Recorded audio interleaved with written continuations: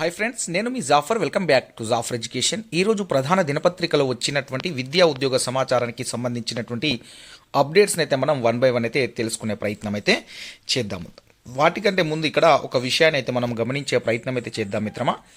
ఇక్కడ డీసెట్ మిత్రులకు ఎవరైతే టీటీసీ ఎగ్జామ్ ఎంట్రెన్స్ రాశారో వారికి వెరిఫికేషన్కి సంబంధించినటువంటి షెడ్యూల్ అయితే రిలీజ్ కావడం జరిగింది. సో దానికి సంబంధించినటువంటి కొద్ది సమాచారాన్ని మనం ఒకసారి తెలుసుకొని నెక్స్ట్ పేపర్లో ఉన్నటువంటి అప్డేట్ని చూసే ప్రయత్నం చేద్దాం. సో చాలామంది రాసినటువంటి అభ్యర్థులు ఎవరైతే ఉన్నారో వాళ్ళు కన్ఫ్యూజ్ అవుతున్నారో ఒకసారి దాని గురించి మనము చూసే ప్రయత్నం చేద్దాం. మీకు తెలిసినటువంటి వాళ్ళు ఉంటే మీ మిత్రులకు చెప్పే ప్రయత్నం అయితే చేయండి. ఇక్కడ చూసుకోండి మిత్రమా, టీజీ డీసెట్కి సంబంధించినటువంటి ఇది వెరిఫికేషన్ షెడ్యూల్. ఇక్కడ చూడండి ఏ డేట్న ఏ సీరియల్ నెంబర్, ఇక్కడ సీరియల్ నెంబర్ని మెన్షన్ చేయడం జరిగింది. అదేవిధంగా ఏ డైట్ అనేది కూడా మనకు 10 డైట్లు ఇవ్వడం జరిగింది. తెలంగాణలో ఉమ్మడి ఆదిలాబాద్ జిల్లాలో 10 డైట్లు ఉంటాయి గవర్నమెంట్. సో దానికి సంబంధించినటువంటి సమాచారం. ఇక్కడ మీ సీరియల్ నెంబర్ ఎట్లా తెలుస్తుంది, మీకు ఎప్పుడు వెరిఫికేషన్ ఉంటుంది. సో ఆగస్టు 1 నుండి స్టార్ట్ అయ్యి ఆగస్టు 6 వరకు ఈ యొక్క వెరిఫికేషన్ అనేది ఉంటుంది. మరి ఈ సీరియల్ నెంబర్ ఎలా తెలుస్తుంటే వెబ్సైట్లో, ఈ డీసెట్కి సంబంధించిన వెబ్సైట్లో డిస్టిక్ వైజ్ లిస్ట్ పెట్టడం జరిగింది. సో ఆ యొక్క లిస్టులో మీ యొక్క సీరియల్ నెంబర్ ఉంటుంది. సో ఆ యొక్క సీరియల్ నెంబర్ ప్రకారము మీకు ఏ డేట్లో వెరిఫికేషన్ ఉంటుందని చూసుకొని ఆ డేట్లో మీరు వెళ్ళి మీ సంబంధిత డైట్ ఏదైతే ఉందో మీకు, ఫర్ ఎగ్జాంపుల్ ఉమ్మడి ఆదిలాబాద్ వాళ్ళు ఎవరైనా ఉంటే గౌడ్ డైట్ ఆదిలాబాద్కి వెళ్ళాల్సి ఉంటుంది. సో ఉమ్మడి జిల్లాల పరిధిగా ఈ యొక్క వెరిఫికేషన్ ఉంటుంది, గవర్నమెంట్ డైట్లోనే ఉంటుంది. సో ఇక్కడ మీ యొక్క సీరియల్ నెంబర్ని చూసుకోండి. ఆ యొక్క పీడిఎఫ్ అన్ని డిస్టిక్లకు సంబంధించి ఉమ్మడి జిల్లాలకు సంబంధించిన పీడిఎఫ్ మనకు వెబ్సైట్లో ఉన్నాయి. ఒక వెబ్సైట్ ఒక పీడిఎఫ్ నేను మీకు చూపే ప్రయత్నం అయితే చేస్తాను. ఇది ఉమ్మడి ఆదిలాబాద్ జిల్లాకి సంబంధించినటువంటి లిస్ట్ వెబ్సైట్లో పెట్టారు. ఇది సీరియల్ నెంబర్ అండి. ఈ సీరియల్ నెంబర్ చూసుకోండి. ఈ సీరియల్ నెంబర్లో మీ నంబర్ ఎంత ఉందో చూసుకొని ఆ యొక్క షెడ్యూల్ ఉంది కదా, ఆ షెడ్యూల్లో సీరియల్ నెంబర్ మెన్షన్ 1 నుంచి 550 నుండి 600, 650 ఈ విధంగా సీరియల్ నెంబర్ మెన్షన్ చేశారు. డేట్స్ అనేటివి పైన ఉన్నాయి. సో దాని ఆధారంగా మీకు ఎప్పుడు ఎగ్జామ్ ఉందా, ఎప్పుడు వెరిఫికేషన్ ఉందో మీరు క్లియర్గా తెలుసుకునే ప్రయత్నం చేయండి. ఒకసారి వెరిఫికేషన్ కావాల్సిన సర్టిఫికేట్స్ ఏంటో ఒకసారి చూసే ప్రయత్నం చేద్దాం. చూడండి మిత్రమా, ఇక్కడ వెరిఫికేషన్కి చూసుకున్నది డీసెట్ యొక్క హాల్ టికెట్ కావాలి, డీసెట్ ర్యాంక్ కార్డ్ డౌన్లోడ్ చేసుకోవాలి, అదేవిధంగా ఎస్ఎస్సి మెమో, నెక్స్ట్ మనకు ఇంటర్మీడియట్ మెమో అడిగారు, అదేవిధంగా bonafide certificates up to 10 inter వరకు మీకు బోనఫైడ్ సర్టిఫికేట్స్ అన్ని ఉంచుకోండి, ఫస్ట్ టు ఇంటర్ వరకు. నెక్స్ట్ క్యాస్ట్ సర్టిఫికేట్ ఉండాలి. నెక్స్ట్ ఇక్కడ లేటెస్ట్ ఇన్కమ్ సర్టిఫికేట్ ఉండాలి, అంటే 1 ఇయర్ లోపు తీసుకున్నటువంటి ఇన్కమ్ సర్టిఫికేట్ ఉండాలి. సో 1 ఇయర్ దాటితే ఇన్కమ్ అనేది కన్సిడర్ చేయరు కాబట్టి లేటెస్ట్ ఇన్కమ్ సర్టిఫికేట్ తీసుకోవాలి. నెక్స్ట్ ఎవరన్నా హ్యాండిక్యాప్ ఉంటే ఎవరన్నా ఆ చిల్డ్రన్ ఆఫ్ పర్సనల్ కావచ్చు, పిఎస్సి కావచ్చు, ఎన్సీసీకి సంబంధించిన స్పోర్ట్స్ సర్టిఫికేట్స్ ఏమైనా ఉంటే స్పోర్ట్స్ సర్టిఫికేట్స్ పెట్టాల్సి అయితే ఉంటుంది. ఇక్కడ దీనికి సంబంధించినటువంటి ఒక 3 సెట్లు అనేటివి రెడీ చేసుకొని పెట్టుకునే ప్రయత్నం అయితే చేయండి. మీ యొక్క డిస్టిక్లో మీ యొక్క వెరిఫికేషన్ అనేది ఉంటుంది, గమనించే ప్రయత్నం చేద్దాం. రైట్ మిత్రమా, మీకు ఎవరైనా తెలిసినటువంటి మిత్రులు ఉంటే ఇన్ఫర్మేషన్ చెప్పే ప్రయత్నం చేయండి. నెక్స్ట్ ఫ్యూచర్లో డిటీసీకి మంచి ఫ్యూచర్ ఉండే అవకాశం అయితే ఉంది, గమనించండి. రైట్, ఇక్కడ మొదటి అప్డేట్ తెలుసుకునే ముందు మీరు తప్పకుండా మన యొక్క ఛానల్ని సబ్స్క్రైబ్ చేసుకొని మన యొక్క వీడియోస్ని లైక్ చేసి మీ యొక్క సపోర్ట్ని అయితే అందించండి. ఎందుకంటే మన యొక్క వాట్సాప్ గ్రూప్లలో టెట్ అండ్ డిఎస్సికి సంబంధించినవి కావచ్చు, మిగతా కాంపిటేటివ్ ఎగ్జామ్కి సంబంధించినటువంటి అన్ని రకాల పీడిఎఫ్ నోట్స్లు అండ్ మెటీరియల్స్ ఫ్రీగా అందించబడుతున్నాయి. మీకు కూడా కావాలి అనుకుంటే వాట్సాప్ గ్రూప్ లింక్ నేను కామెంట్ సెక్షన్లో పిన్ చేసి పెడతాను, అక్కడ నుండి జాయిన్ అవ్వండి. ఇక్కడ అన్ని రకాల పీడిఎఫ్లు ఫ్రీగానే అందించబడతాయి, గమనించండి. రైట్, ఇక మొదటి అప్డేట్ చూసుకున్నట్లయితే ఇక్కడ ప్రభుత్వ పాఠశాలలు బాగుపడితేనే టీచర్ జాబ్లకు మోక్షం అని ఈరోజు మనకు వెలుగు పేపర్లో రావడం జరిగింది. ఒకసారి ఆ ఒక ఆర్టికల్ని మనం చూసే ప్రయత్నం చేద్దాం. ఇక్కడ ఒక విషయం, రైట్, ఇక్కడ చూడండి, తెలంగాణ రాష్ట్రంలో గ్రామీణ పట్టణ ప్రాంతాలకు చెందిన ఎంతో మంది ప్రభుత్వ టీచర్ ఉద్యోగం వస్తే వారి జీవితానికి ఢోకా ఉండదని ఆ వృత్తిపై చిన్నప్పటి నుంచి ఆసక్తిని ఏర్పరచుకుంటారు. వారు ఏదైనా ఒక ప్రభుత్వ ఉపాధ్యాయ ఉద్యోగం సాధించడమే జీవితాశయంగా పెట్టుకొని చదువుతారు. ఆ దిశగా ఇంటర్ చదివిన వాళ్ళు టీటీసీ వంటి డిప్లొమా కోర్సులు, అలాగే డిగ్రీ లేదా పీజీ చదివిన వాళ్ళు బిఎడ్ వంటి కోర్సులు చేస్తారు. వేరే ప్రభుత్వ ఉద్యోగాలు ఉన్నప్పటికీ జీవితంలో తొందరగా స్థిరపడడానికి ప్రభుత్వ టీచర్ ఉద్యోగానికి మించింది లేదని తెలంగాణలో ఇప్పటికీ నమ్ముతారు. నెక్స్ట్ ఇక్కడ చూసుకున్నట్లయితే సమాజంలో ఉపాధ్యాయులకు మంచి గౌరవం లభిస్తుందని, అన్నిటికంటే మంచి ఉపాధ్యాయ ఖాళీలు ఎక్కువగా ఉండడం, వాటిని ప్రభుత్వాలు ఎప్పటికప్పుడు భర్తీ చేయడానికి ప్రాధాన్యతనివ్వడంలో అభ్యర్థులు ఆశలు నెలకొన్నాయి. అయితే 2011లో కేంద్ర ప్రభుత్వం పాఠశాల స్థాయిలో విద్యా ప్రమాణాలు మెరుగుపరచడానికి ఉపాధ్యాయ విద్యా కోర్సులు చేసిన వారు ప్రభుత్వ పాఠశాలలో ఉపాధ్యాయులు కావాలంటే ఖచ్చితంగా ఉపాధ్యాయ అర్హత పరీక్ష టీచర్ ఎలిజిబుల్ టెస్ట్ ఉండాలని నిబంధన అయితే పెట్టడం అనేది జరిగింది. టెట్ ఖచ్చితంగా పాస్ అవ్వాలి. నెక్స్ట్ ఇక్కడ ఉపాధ్యాయ ఉద్యోగ ఎంపికకు టెట్లో పొందిన మార్కులకు 20% అనేది వేటేజ్ డిఎస్సి రాత పరీక్షలో పొందిన 80% మార్కులకు కలపడం అనేది జరుగుతుంది. అందువల్ల అభ్యర్థులు 2 పరీక్షలో మంచి మార్కులు తెచ్చుకోవడానికి తమ శాయక్తుల ప్రయత్నిస్తారు. దీనికోసం వారు నెలల తరబడి రేయింబవళ్ళు కష్టపడి చదువుకుంటారు. నెక్స్ట్ ఇక్కడ చూసుకున్నట్లయితే ప్రభుత్వ బడుల ప్రస్తుత దుర్గతి కారకులు ఎవరు? ప్రభుత్వ బడులో రోజు రోజుకి పడిపోతున్న విద్యార్థుల నమోదు రాబోయే రోజుల్లో ప్రభుత్వ టీచర్ ఉద్యోగాల అమాంతం క్షీణిస్తాయని హెచ్చరిస్తుంది. తెలంగాణలో తల్లిదండ్రులందరూ వారి పిల్లలను చదివించడానికి ప్రభుత్వ బడులకు ప్రాధాన్యతనివ్వడం లేదు. ప్రైవేటు బడుల వైపే మొగ్గు చూపితే మున్ముందు ప్రభుత్వాల ఆధ్వర్యంలో నడిచే ప్రభుత్వ బడులు ఉండవు. నెక్స్ట్ ఇక్కడ చూసుకున్నట్లయితే ఒకవేళ ఉన్న వాటిలో ఖాళీ పోస్టులు ఉండవు. ఖాళీలున్న అడగడానికి నిరుద్యోగ యువతకు అంత బలం కూడా ఉండదు. ఎందుకంటే పిల్లలు లేనప్పుడు టీచర్స్ అనవసరం కదా. సో కేవలం ప్రభుత్వాలను విమర్శిస్తూ ప్రభుత్వ టీచర్లను వారి పిల్లల్ని ఎందుకు ప్రభుత్వ బడుల్లో చదివించలేరని చాలామంది ఖచ్చితంగా ప్రశ్న అయితే వస్తుంది.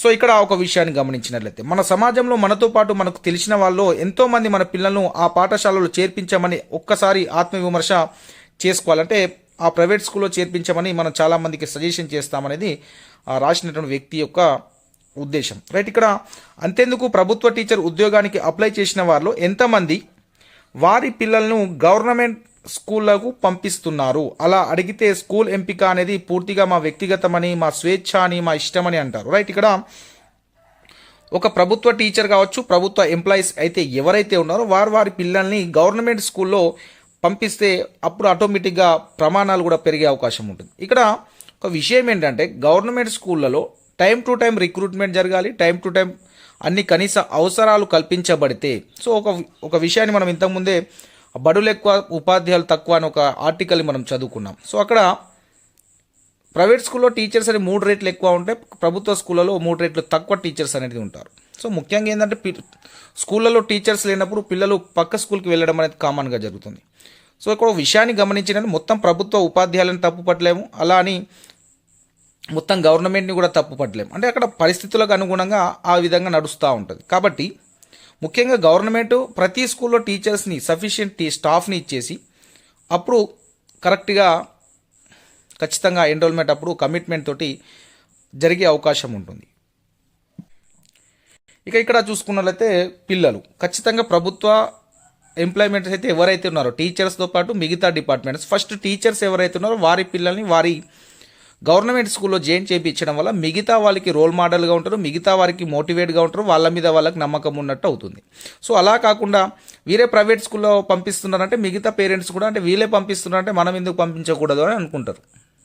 అంటే వీళ్ళ మీద వీళ్ళకి నమ్మకం లేదు, వీళ్ళ పిల్లలు చదువుతారని, అంటే మేము చదువు చెప్తామని. అంటే సో మొత్తానికి ఇక్కడ ఒక నెగిటివ్ ఇంటెన్షన్ అనేది వెళ్ళిపోతుంది. కాబట్టి ముఖ్యంగా ప్రభుత్వ టీచర్లు కావచ్చు, మిగతా ఎంప్లాయ్మెంట్స్ కావచ్చు, సో పిల్లల్ని ఫస్ట్ మంచి గవర్నమెంట్ స్కూల్లో జాయిన్ చేపిస్తే ఆటోమేటిక్గా చదువు చెప్పే వాళ్ళు కూడా ఒక కమిట్మెంట్ తోటి పనిచేసే అవకాశం ఉంటుంది.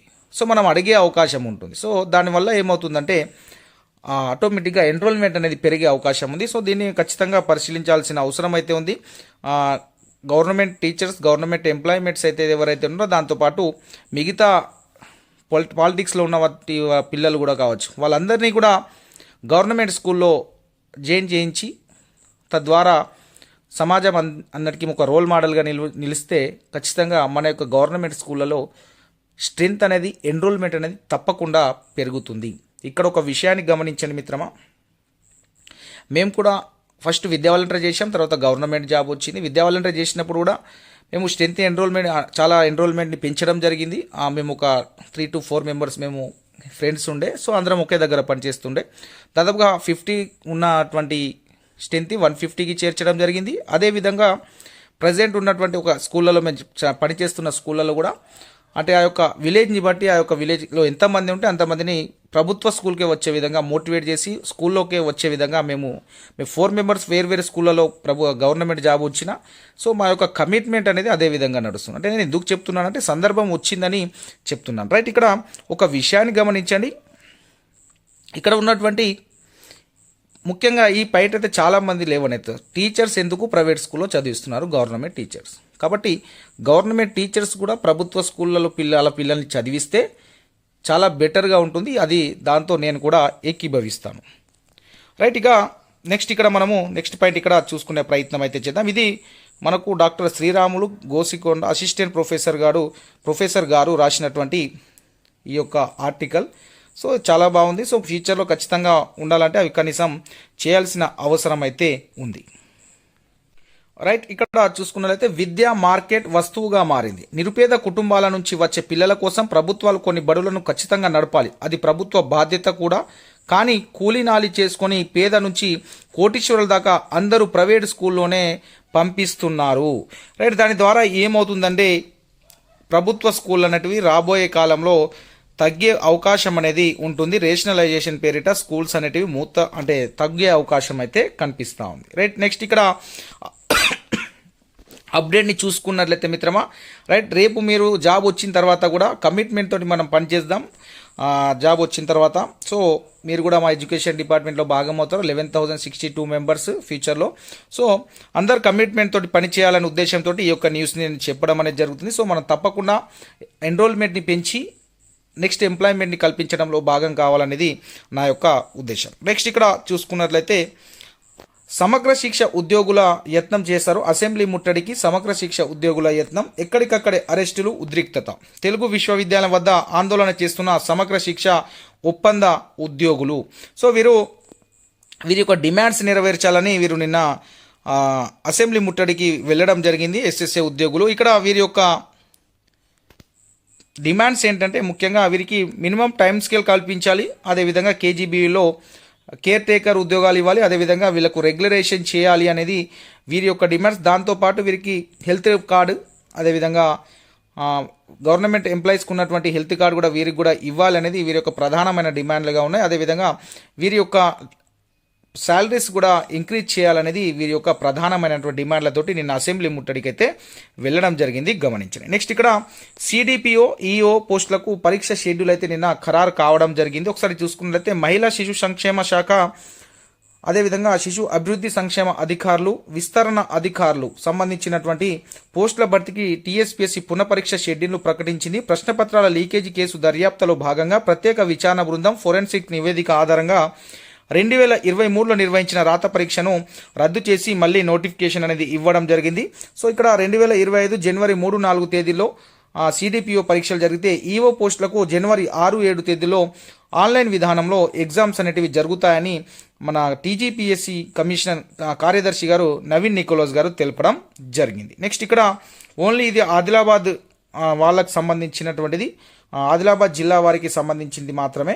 కేజీబీవీ నాన్ టీచింగ్ పోస్టులకు దరఖాస్తులు అక్కడ అడగడం జరిగింది. ఆదిలాబాద్ జిల్లాలోని కేజీబీవీ నాన్ టీచింగ్ పోస్టులకు కేజీబీవీలో నాన్ టీచింగ్ పోస్టులకు దరఖాస్తులను ఆహ్వానిస్తున్నట్లు డిఓ ప్రణీత గారు తెలపడం జరిగింది. ఇక్కడ మొత్తం పోస్టులు ఇక్కడ 13 పోస్టులు ఉన్నాయి. జూలై 30 నుంచి ఆగస్టు 1 వరకు దరఖాస్తులు స్వీకరిస్తారని చెప్పారు. సో అర్హత కలిగిన వారు పోస్టులకు సంబంధించినటువంటి మిగతా ఏమైతే సర్టిఫికేట్స్ ఉన్నాయో అవన్నీ ఎంఈఓ కార్యాలయంలో సమర్పించాలని, వారి యొక్క ఏజ్ లిమిట్ 18 నుంచి 35 సంవత్సరాలు ఉండాలి. తప్పకుండా మహిళలై మాత్రమే తీసుకోవడం అనేది జరుగుతుంది, గమనించండి. ఇది ఓన్లీ ఆదిలాబాద్ జిల్లా వాసులకు సంబంధించిన సమాచారం మాత్రమే, గమనించండి. నెక్స్ట్ ఇక్కడ బీటెక్ పూర్తి చేసిన వారికి 7,951 ఉద్యోగాలు. రైల్వేలో 7,951 జూనియర్ ఇంజనీరింగ్ పోస్టులకు దరఖాస్తు స్వీకరణ నేటి నుంచి ప్రారంభమైంది. ఇంజనీరింగ్ డిగ్రీ లేదా డిప్లొమా కలిగి ఉన్నవారు అప్లై చేసుకోవచ్చును. వయసు 18 నుంచి 36 సంవత్సరాల వయసు ఉండాలి. పోస్టును బట్టి జీతం నెలకు 35,400 నుంచి 44,900 వరకు అయితే ఉంటుంది. చివరి లాస్ట్ డేట్ ఆగస్టు 29 ఉంది. దీంట్లో స్టేజ్ 1 స్టేజ్ 2 ఎగ్జామ్స్ ఉంటాయి. కంప్యూటర్ బేస్డ్ ఎగ్జామ్స్ అయితే ఉంటుంది రైల్వేలో. సో ఈరోజు మనకు ప్రధానమైన దినపత్రికలో వచ్చినటువంటి అప్డేట్స్ అయితే ముఖ్యంగా ఈ విధంగా ఉన్నాయి. మనం తప్పకుండా రేపు రాబోయే టీచర్స్ అయితే మీరు కూడా తప్పకుండా కమిట్మెంట్ తోటి పనిచేసి మీ యొక్క ఎన్రోల్మెంట్ని ఖచ్చితంగా పెంచే ప్రయత్నం అయితే చేయాలి. Thank you so much.